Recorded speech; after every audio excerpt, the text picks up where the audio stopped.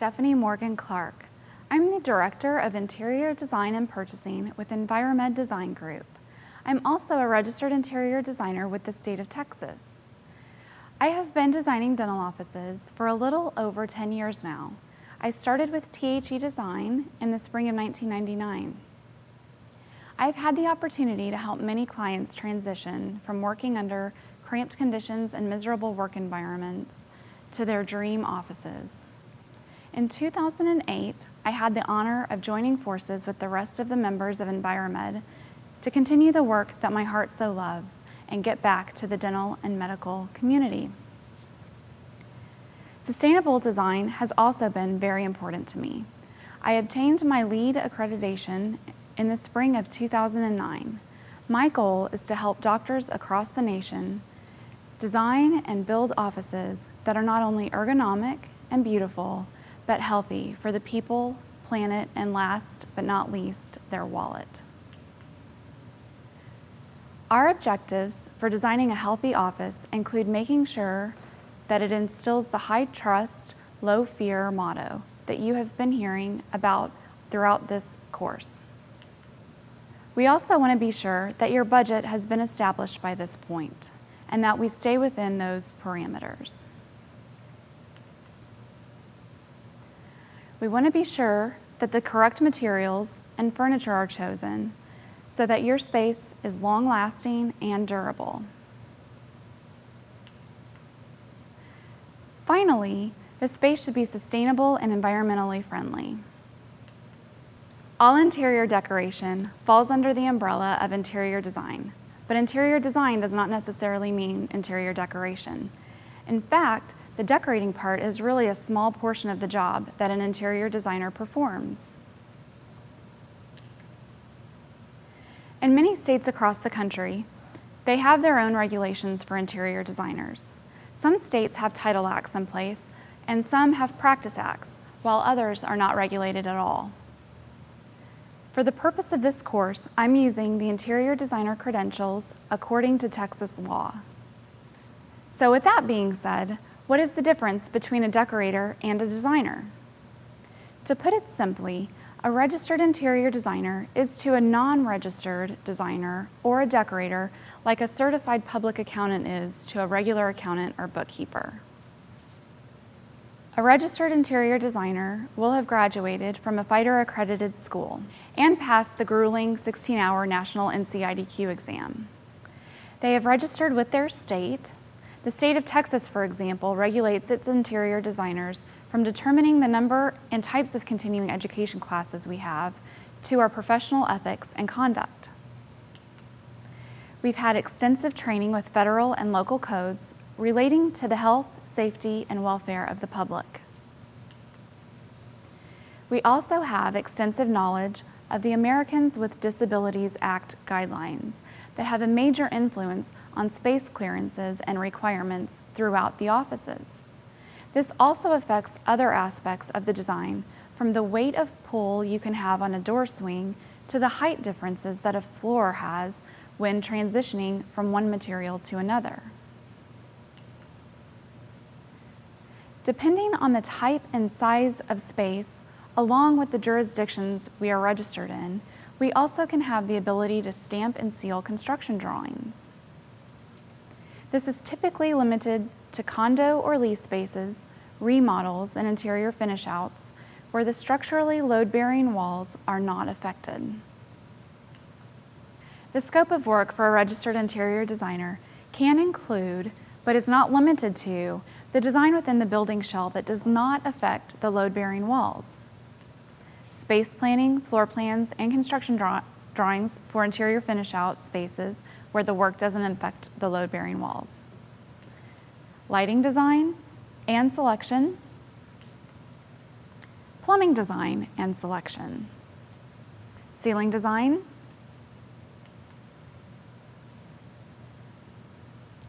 Finish material selection, including flooring, wall covering, cabinetry, and ceiling finishes.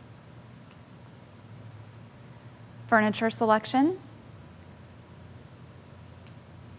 And lastly, art and accessory selection. All of this while meeting the public health, safety, and welfare code requirements.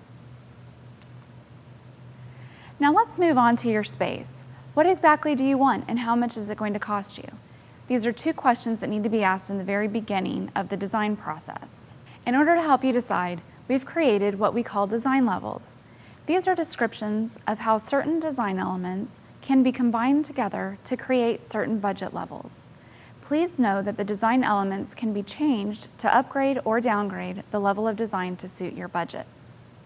Also, work with a professional interior designer and architect to help establish the budget and building parameters along with your wants and needs to create the office that is right for you. Before we begin breaking these down for you, I'd also like to add that the actual budget cost ranges for each level will vary depending on what part of the country you're in. Working with the professionals will also help shed some light on these figures for you. First, we have the level 1 that is great for a practice that is just starting out of school or one where the budget is lower on the scale. The idea with this space is to keep costs down while delivering an environment that is functional and comfortable. There's minimal design detailing throughout. The ceiling heights are typically between 8 feet and 9 feet high, and with the exception of the restrooms, ceiling tile is used throughout the space. The lighting of a design level 1 is purely functional. There is no uplighting, under cabinet lighting, or decorative pendants. The front desk should be as straight as possible or angled because curved desks will add to the cost. It should be finished in plastic laminate, or if constructed as part of a wall, it should have the wall finished surface on the front facade. The utility walls have minimal design as well and are typically only covered in a wall covering. There's no wood or laminate. As we move to the walls, we should note that the wall finish throughout the space is primarily paint. We do, however, suggest using vinyl wall covering in accent areas and high traffic areas for wall protection. We will discuss the pros and cons of the different types of wall covering a little later. So for now, let's talk flooring of a design level 1 next. We recommend using one carpet throughout the space combined with a rubber base trim. In areas like the restroom where a hard surface flooring is used, a vinyl flooring is recommended instead of tile. The fabrics and finishes of other materials of a design level 1 are commercial grade.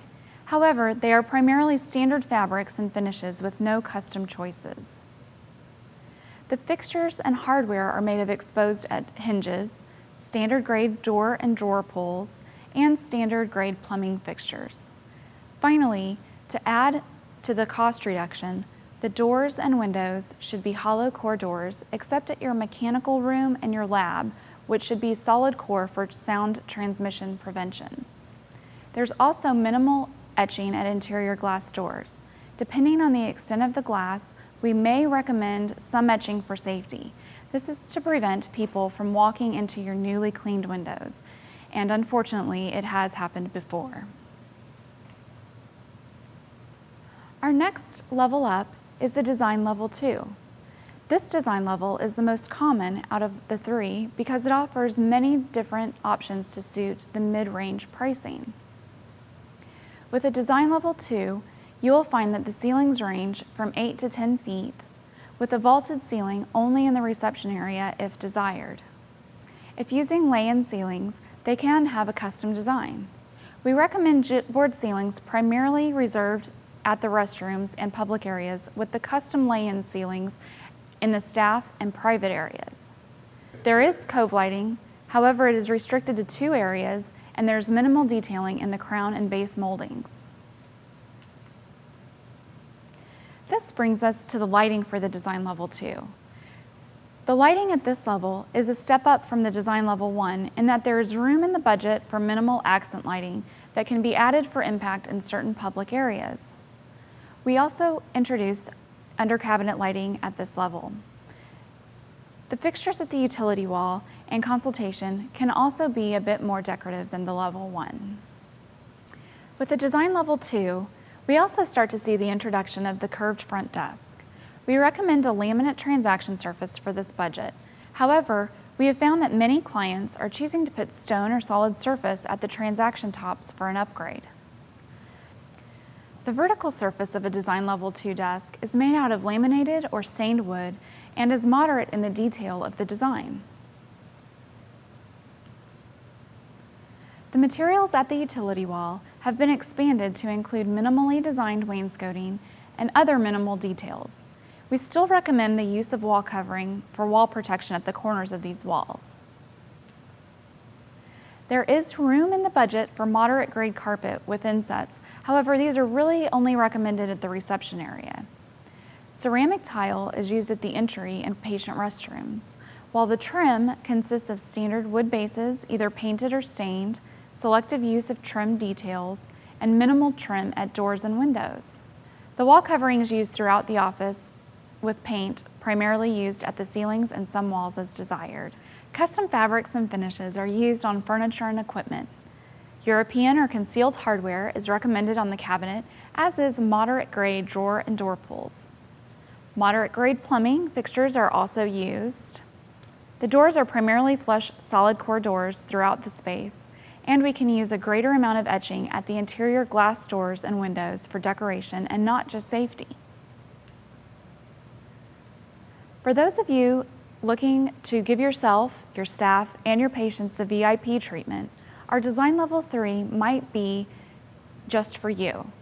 This level of office is for the doctor who really wants to stand out above the rest. In this office, the design book is wide open.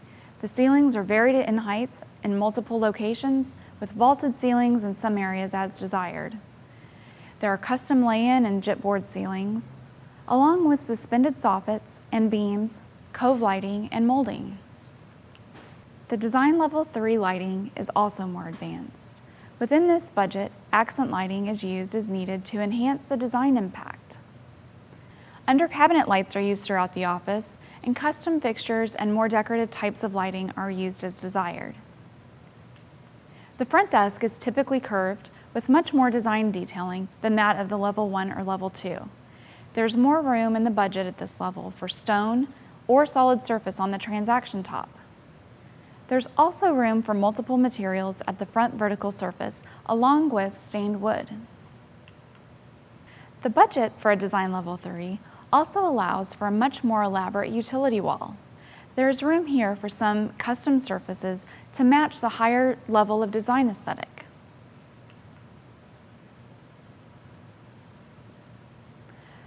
The floor coverings are premium grade with the use of custom insets and colors as desired. Ceramic tile, stone, or wood can be used at all hard surface areas. The trim is more detailed and customized. We also have the opportunity to use different types of specialty wall coverings if desired at accent areas. Grass cloths, fabrics, tile, and stone are all great examples. This leads us to our next photo, which also shows off the fabrics and furniture. These are all custom at the design level 3. We also have the option to use multiple styles of furniture at different areas of the office. Concealed hardware is used at this level, like at the level 2. We also recommend using high-grade drawer and door pulls, along with high-grade plumbing fixtures. The doors and windows can be made of either flush or paneled solid core material. Etching, divided light, and textured glass are all options where interior glazing is used. There are so many types of finish materials out there, and with all of these options, how do you know which is best for your office? We're going to go over a few of these big questions today. As you get more involved with your project, be sure to work with your professional team, and they will also be able to help guide you through some of the other major details. Let's start with the big one, carpet versus hard surface flooring in the operatories and clinical areas. Our goal today is to present information on the pros and cons to both. Both can be similarly priced depending on the style that you choose. So the decision will come down to how you practice, what your cleaning practices are, and the importance of acoustical properties. We are hoping that this information will determine what flooring works best for your office. If you're still undecided at the end of this section, be sure to find an unbiased professional to help you decide which one works best for you. Let's discuss carpet first. Carpet is considered a soft surface. Because of this, sound doesn't transmit as easily on the surface and the overall space is quieter than a hard surface floor. This softness factor comes in handy if you drop something. It is less likely to break or chip. The containment of spills is also important to know about. Should you drop liquid, the carpet will contain the spill in one area, unlike a hard surface floor where it could splatter everywhere. Because of this spill containment, the carpet is more apt to show soiling faster than a hard surface floor if you don't attend to it right away. Some things to keep in mind. There's a type of carpet that is resistant to bleach, and it's called solution dyed. This type of carpet is great if you use bleach in any of your procedures. There are also some antimicrobial treatments that are available on various types of commercial grade carpets. For more information about this, confer with your interior designer who can speak with the carpet manufacturer on your behalf. Moving on to hard surface flooring. There are two great pros. One is that there's much less maintenance than carpet, and two, if spills do happen, the immediacy of the cleanup isn't as directly related to the staining like it is for carpet. Because of the nature of hard surface flooring, sound has a tendency to bounce off of the reflective surface, creating more noise. The smoothness of a hard surface has the same effect on spills. You're more likely to have a larger mess to clean up than on carpet because of the splatter factor.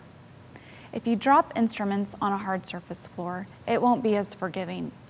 They have a tendency to break and be damaged. Let's talk about the flooring in the lab for a moment. Many doctors have concerns about putting carpet in their labs. Because you're dealing with so many different materials like plaster, you will have a greater tendency to track that material out into the hall if it gets on your shoes while you're working on a hard surface floor. If you have carpet on the floor, however, you'll be more likely to rub it off on the carpet inside of the lab and have clean shoes once you reach the hallway. Some people think that a floor mat will solve this problem, but a mat on the floor will just get hung up on the chair or the door and become more of a nuisance than anything. Remember that this is a small non-public area, and the appearance of the carpet in this room is less of a priority than your corridor carpet that everyone else sees. It's a small area, and you may have waste carpet left over from the installation that you can use as a replacement for minimal cost down the line. No matter which type of flooring you choose, please know that dark colors will show dust from gloves and other light-colored objects more than a medium to light-colored carpet will. Also know that the casters on the chair must be appropriate for the flooring that you select, as mobility can be impacted as well as the surface layer of the floor. Avoid ceramic, porcelain, and natural tiles, along with stained concrete, since these floors are very hard surfaces, and the above cons will be even greater if these floor materials are used. Our next question deals with deciding between using wall covering and paint. When many people think of wall coverings, the thought of something similar to Aunt Millie's pink rose wallpaper with those navy blue pinstripes often comes to mind. Thankfully for us, the wall covering industry has come a long way. There are so many varieties of materials to choose from to put on our walls. So we will refer to this group of materials as wall coverings. Now, wallpaper is a type of wall covering, and it is made out of paper, but it doesn't cover the whole spectrum. It's considered a specialty and only used in commercial areas where there is extremely low traffic. The most common type of wall covering used for high traffic areas where cleanability is an issue is commercial grade vinyl. Vinyl offers tremendous wall protection and will not chip at the corners of your walls. It's cleanable and in many cases scrubbable. Wall covering can add variety to your walls through textures, colors, and finishes that just aren't available with paint. The cost comparison is comparable to paint over several years. Vinyl wall covering rarely needs to be replaced, and when it does, it is because 10 to 15 years down the road, that particular color or pattern isn't in style anymore. The main downside to wall covering is that the initial price is more expensive when compared to paint. But as we discussed over a few years, the cost does make up for itself. Something to keep in mind when you're looking for wall covering for your dental office is to be sure that you settle for nothing less than commercial grade. These wall coverings have been tested for durability and fire codes. They will save you time and energy down the road. Paint is a great application for the walls of a practice that is just starting, and cost is a priority. It's great for your ceilings and soffits. Unfortunately, paint does have its drawbacks. It will chip and show wear very quickly, causing your maintenance over longer periods of time to be much greater than that of a vinyl wall covering or the equivalent. Unlike wall covering, paint cannot be recycled, and there's always leftover paint, paint cans, tools, and harmful volatile organic compounds, otherwise known as VOCs, that find their way directly to the landfill. When shopping for new paint, be on the lookout for the low VOC type. This will help with the off-gassing, and it will give you an environment that is healthier for the occupants who have to breathe in the fumes. We will go into more detail about VOCs later in our Eco-Chic section. Dental office furniture can really take a beating. People from all walks of life will use the chairs in your reception area, from children and their feet that just came in off the muddy playground to an elderly woman who needs to stabilize herself on the arm of the chair as she is getting up. The last thing you want is for the fabric to be forever stained or for a chair to break and you have a really big problem on your hands. You can expect to pay more, but the cost is well worth it. The commercially rated chairs and fabrics have been put to the test. For instance, there is one test that uses a wire mesh brush to determine the durability of the surface of a fabric. There's also one that drops a heavy weight repeatedly on the chair to test its strength over repeated use. They will also test the furniture and fabrics for smoke and fire ratings. Now, if staining or moisture issues are a major concern to you, be sure to mention that to your interior designer. There are treatments that can now be applied to the fabrics to make them even more durable than before. Ergonomics may also be an issue with your staff. When you're looking for task seating for your business area, make sure that the chairs are not only durable, but adjustable as well. This little detail can help to save the backs of your staff and also increase their productivity, which in turn will increase your bottom line. Here's a great space. It has many of the elements of design represented: matching wood tones, decorative ceiling, nice accent lighting. But can you see what might be missing? That's better. Isn't it amazing what a great art placement can do for a space? A complete space contains all the colors of a rainbow. Many times, art can bring in those colors and fill in the gaps. It also brings in visual elements that have the capacity to affect people's emotions. In dental offices, we can all agree that it's best to have calm patience. When choosing artwork, keep in mind your entire space and how the colors and patterns work together. Watch the subject matter. It's good to find pieces that are soothing and comfortable for the majority of people who look at it. Oftentimes, your patients are nervous or in pain, and even though you may find the poster of the giant open mouth with the cavity in it, or some gnarly gum disease awareness poster interesting and cool, it can really have the complete opposite effect on your patients. Our last section for interior design today will focus on lighting. The goal with a good lighting plan is to make sure that a space is lit well enough to perform your job as you need while creating a comfortable atmosphere for your patients.